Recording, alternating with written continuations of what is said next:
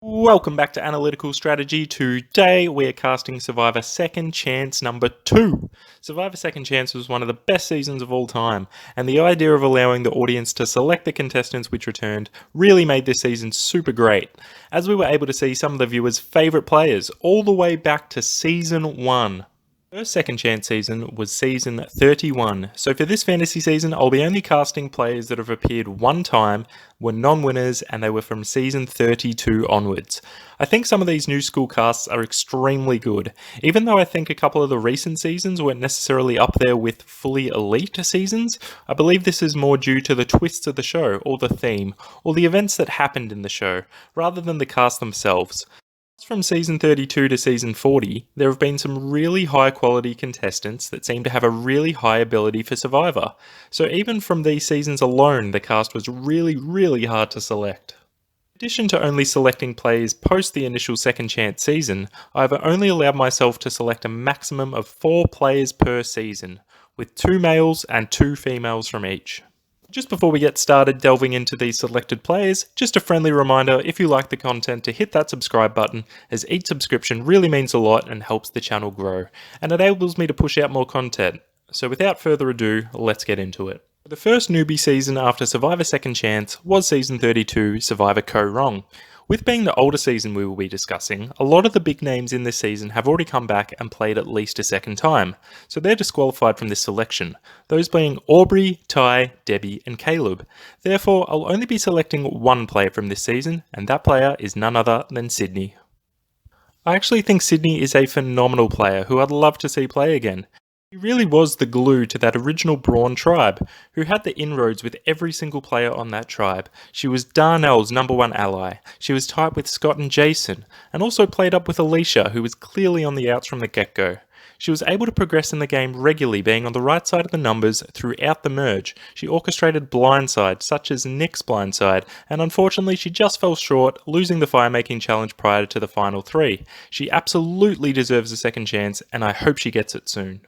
The season which followed Co Wrong was Millennials vs Gen X, and similarly with Co Wrong, we've already seen a few of these contestants return, those being Michaela, David and Zeke. So from this season I'll be selecting 2 players to return. The first being one of the most popular contestants of the season in Jay. So Jay is a super laid back guy with a beaming personality that ended up being a massive threat within this season. Made one of the biggest moves against Michaela. He was able to win immunities, he was able to find idols, but unfortunately he went packing late in the game when he played a fake idol hidden by none other than David Wright.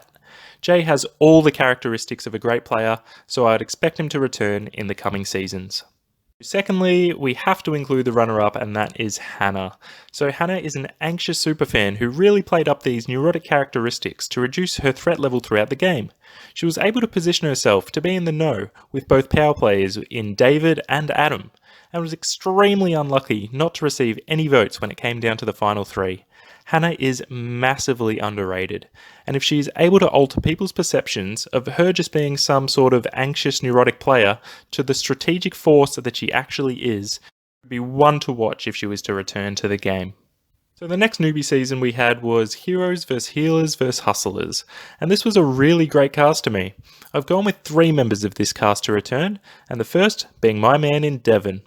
Devon to me was in the best position to win the game outside of Ben, coming down to the final 4 and the fire-making twist, which was just introduced for the first time this season. It ultimately cost Devon the game. However, throughout the game, while showing this surfer bro perception to his tribe mates, he proved to be a social and strategic threat throughout the game. From the pairing that he had with Ryan in the Hustlers tribe, to the duo of him and Ashley after the tribe swap, Devon was able to navigate each situation he was in to an extremely high standard. Crafting the idea for the secret spy Ben, to casting the stray vote on Mike to get him eliminated, he really was a phenomenal player. He would be close to the player I'd want to see return the most out of anyone who is in this cast. A player with a deep finish within this season was Chrissy, and she's straight into the second chance cast as well. Chrissy is ridiculously smart, like insanely smart. which assisted her in proceeding in the game. She also had a tight duo with Ryan after giving her the Super Idol, but these two found themselves on the outside of the numbers later in the game. However, Chrissy was able to win 4 individual immunities, the most of any female ever, which was able to allow her to get to the final 3. She absolutely has the physical and strategical game down pat, so if she can adapt and bring the social game as well, look out, as she is one dangerous player. The final member from the Heroes Healers Hustler season, I am going with Lauren Rimmer. I really like Lauren's game. Whilst being on the outs in the early stages, her challenge prowess and social ability was able to keep her alive in the game. She was able to pair up with Ben and really be one step ahead once the merge hit, making moves before others even thought of them. She found an idol and an extra vote, and this made her too much of a threat and probably too comfortable as well, giving half of the idol to Dr. Mike, causing her downfall. She would likely learn from this if she was to return, and would know to keep her cards closer to her chest. Next we have Survivor Ghost Island, which again I thought had a pretty strong cast throughout, so for that reason there are 4 players I would really like to see again. The obvious one who would play again would be Dom, arguably the best player to never win Survivor, being involved in the first tide winning vote in Survivor history. His rivalry with Chris was super fun to watch, but ultimately Wendell and himself just ran the game, making it look easy throughout the duration of the game. He was able to find idols, have flashy moves such as playing a fake idol before the vote, and I think most people in the Survivor community would agree that if a second chance season were to happen, he would be almost a lock for returning. Up next after Dom, I am going to pick Kellyn. So there is one word to describe Kellyn, and that is likeable. Her personality really shone through on the Navidi tribe, giving off a really strong impression, and really pushing her loyalty towards her tribe mates. Ultimately, it was this tunnel vision of staying Navidi strong which caused Kellyn's demise, as she was unable to make bonds with people outside of this tribe. If she were to return, Kellyn is smart enough to learn from her mistakes, and again is just that likeable that she would fit into any majority alliance early on, and could make crucial moves to position herself better in the game. The next person from Ghost Island I'm going with is Michael. I mean, how was this guy 18 years old when he first played? He would have to be one of the most mature and well-composed 18-year-olds I have ever seen. He had a highly strategic mind for the game. He was able to find multiple immunity idols and continually save himself when he was in the bottom of the pecking order. Using James's idol to bluff that was able to save 2 people was absolutely genius, even though it didn't work out. And it's these types of moves which really separate the high caliber players from the rest. I would absolutely love to see him back, and I think he has all the characteristics to take it and win the game. My final Ghost Island spot actually goes to a pre-merge player, and that is Stephanie Johnson. So Stephanie was a strategic powerhouse in the early stages of Ghost Island, and you could really tell that she had the knowledge and smarts to go deep in the game. She was able to talk to you like she was on your side, but have absolutely no problems in voting you out in the process.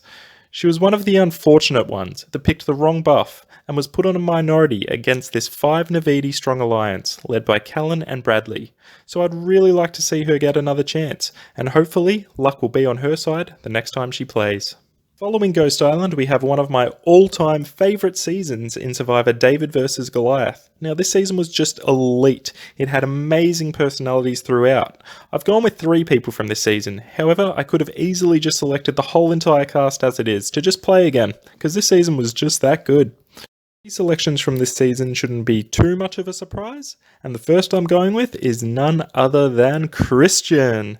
So Christian is the definition of a producer's dream. As soon as he stepped into the game, claiming he wrote scientific papers on solving slide puzzles, this kid was a threat from the get-go. Christian is wicked smart, along with his charming persona, makes him alongside or even ahead of Dom for the first selected on a second chance season. I don't necessarily think he could win the game, but for some entertainment value alone, he is a must-have on the show. Secondly, from David vs Goliath, another obvious inclusion is Angelina. She was also extremely entertaining throughout the entire season, with some of the most iconic moments in Survivor history, with Natalie's jacket, to getting Russ for the tribe, to using the ladder to try and find an idol. They were all fantastic moments. Whilst at times she did seem a little bit unaware of the perception people had of her, I think she is a hell of a lot smarter than people give her credit for, and does have some really good strategic ideas in the game itself. She is one of those players where production could have easily edited her to make her look like a genius, but decided to go with the funny edit instead. She again is a must-have to return in the future, and hopefully it'll be in a second chance season. Lastly from this season, it should be no surprise that I'm going with Davie. So Davie is socially elite in Survivor. He's extremely relatable, and you just want to be friends with the guy.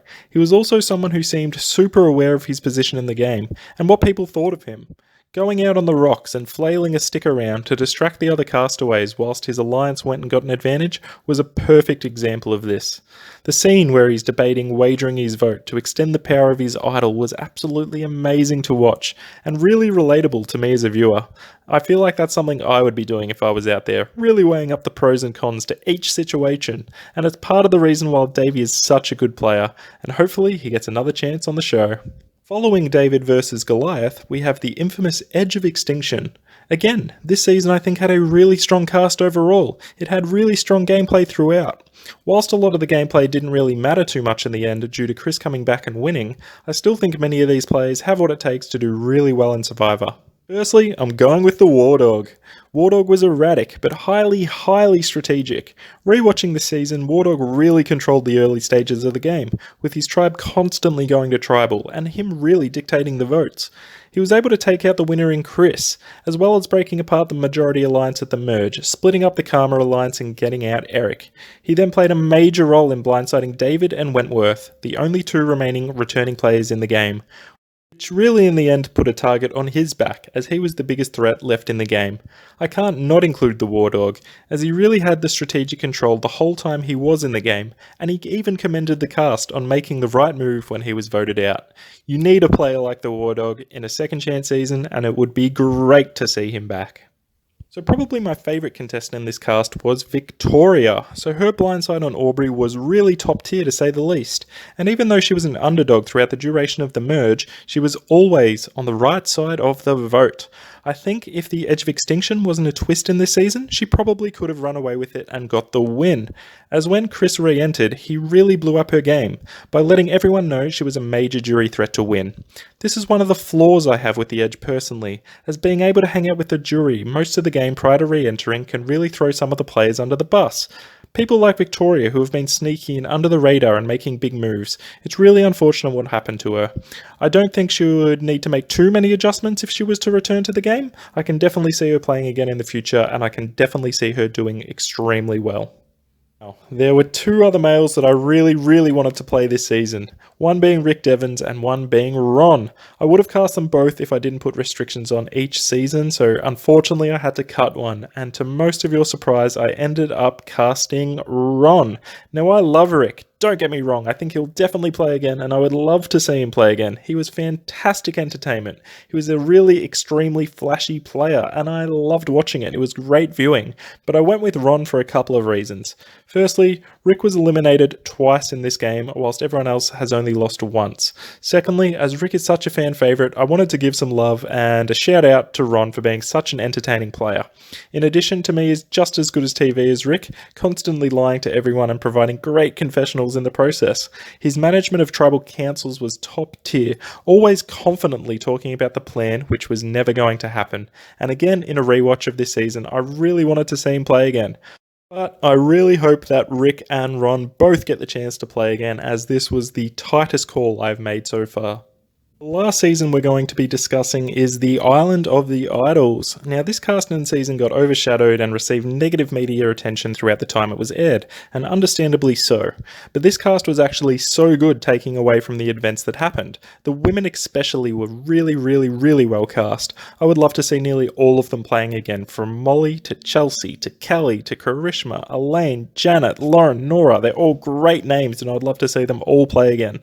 I mean, they all bring something unique to the game, and it was especially hard to only pick two of them. But overall, I've gone with 4 people from this season to bring back, and hopefully bring some positive light to these castaways.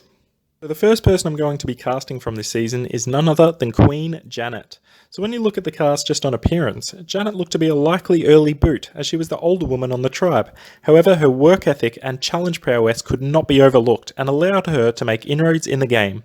She was able to stand up for what was right in the situations which unfolded on this season, and whilst being on a bit of a rollercoaster alliance-wise, she was able to use her strong social prowess to get back into the fold of the game. Unfortunately, the Idol Nullifier, to me one of the worst twists in Survivor, and really her threat level and ability to make fire cost her place in the game. But she was someone I really felt strongly about, and I hope she gets another chance in the near future. So the next person I wish to come back is Jason. Now, Jason is the obvious superfan persona, coming into the game and looking for idols straight away, as that's what he sees people do on TV. However, he quickly learned that this wasn't the best move and adapted his game to find his position in the tribe. He's kind of someone like a David Wright type of player, a really big superfan who is a little bit out of his depth to begin with, but once they obtain their footing and find their feet, they gain a little bit of momentum and they can be really difficult to stop.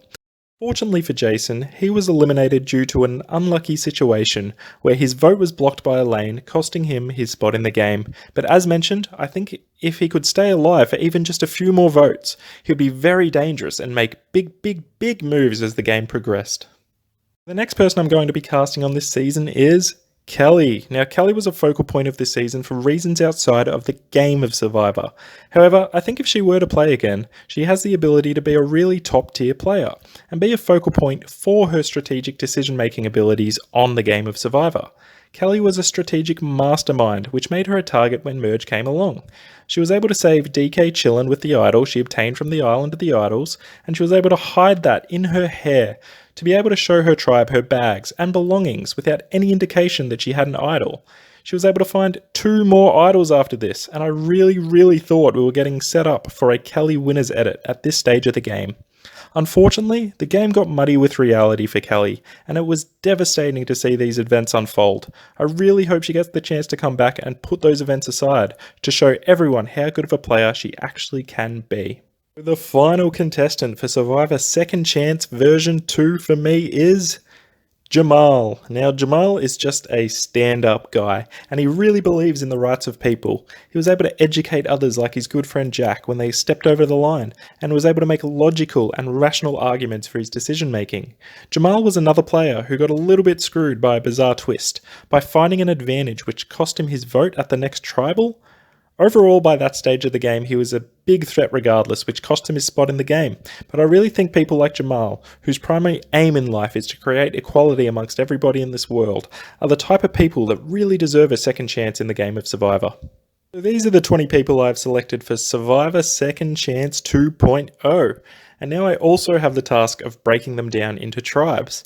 So the tribes cannot have more than 2 people from the one season within them and are broken down based on physical characteristics as much as possible. So the males in tribe number 1 include Christian, Ron, Devon, Jamal, and Michael.